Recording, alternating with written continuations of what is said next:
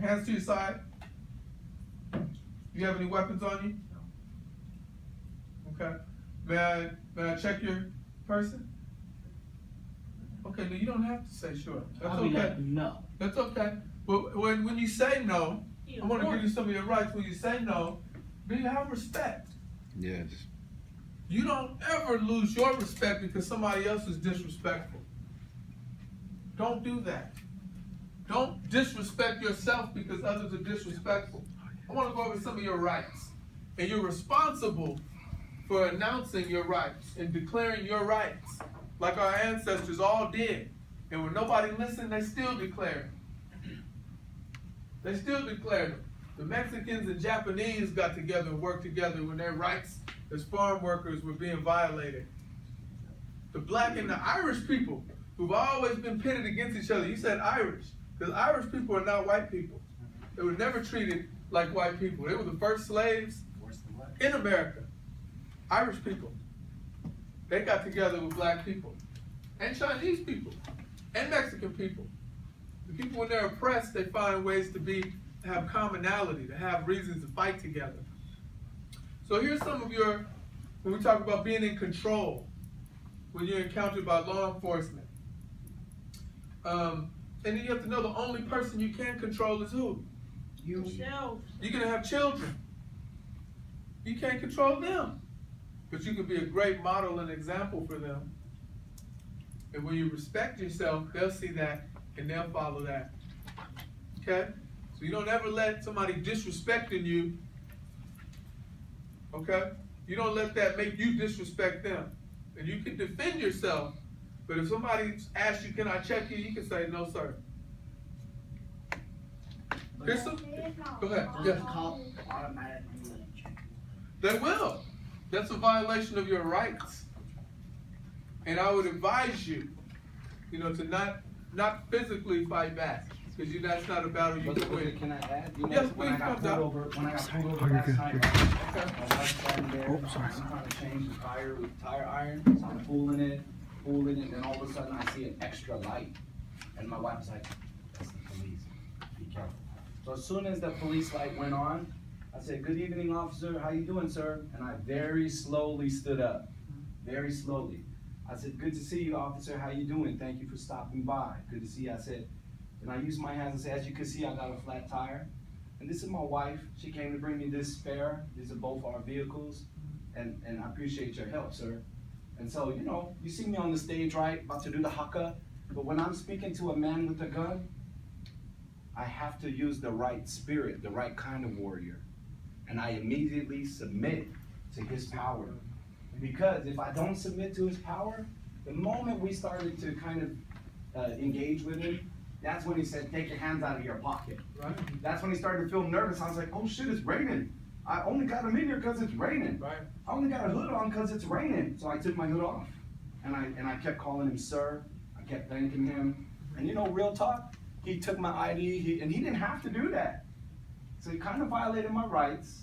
He took my ID, he said, I'm gonna run this.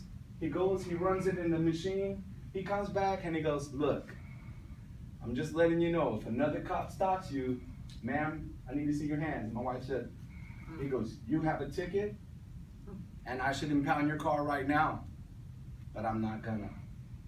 And I thought, Lord, I can't handle this stress. It's 1 o'clock, I gotta speak to the black and brown man at 8. Yeah. Please, Lord, Yeah. just get us home, please.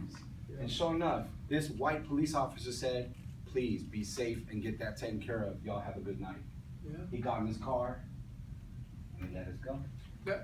Thank you for sharing that. The Dr. Tuncap's talking to, go ahead, give him a clap for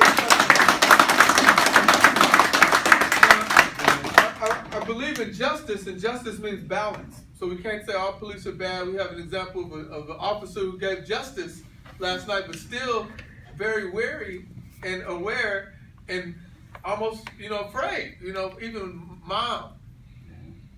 mom is a potential threat. My wife is a little petite Filipino Hawaiian sister, and she had slippers on. She was asleep. She had a UW sweater. She didn't look dangerous. So, and that doesn't matter at all, because it's still the same. So we're going to wrap up, but I don't want to leave us without covering these points. So just be a couple minutes real quick. Do you have responsibility? I just want to go over them real quick. You're responsible to stay calm and be polite. Have respect. Know that you're already a threat to some people. You're already looked at as a potential suspect, and the police do have to check Dr. Tuncap's ID, because what if he has a warrant? What if he has a warrant and he lets him go, and he goes and commits another crime? Then the officer might lose his job. That's part of the reason they check. So if you cooperate without letting people violate you, that's a fine line you can walk and still have your dignity and respect. These are just some directives. Don't interfere or obstruct police when they're doing their job. You can observe from a reasonable distance, and they'll let you know what that is. It's usually about 20 feet.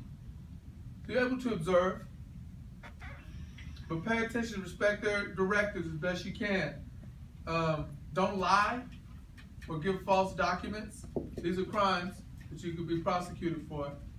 Okay? It might seem easy to just get out of a situation. Don't do that. You don't have to do that. Or there'll be consequences for that.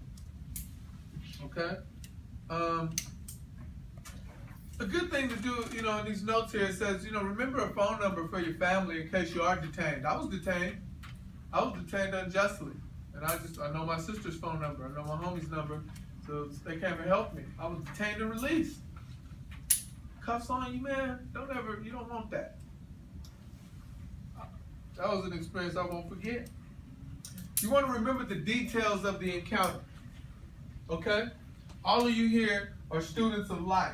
One of the things you can do when I ask Kashmir, get up. What do you want to get from the officer? What do you want to know about the officer? There's details. Name? Badge ID. Anything else? Probably where his weapons are. Okay, you want to be aware of weapons and be aware of your weapons. Like Dr. Tuncap said, will you raise your hand? Okay. Our final directive, this is just for your own well-being. Keep your hands visible and to your sides.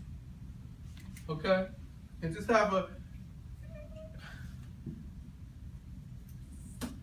you might not be able to help appearing threatening to some of these people, but you want to be as unthreatening as possible. So just keep your hands to your side and look people in the eye.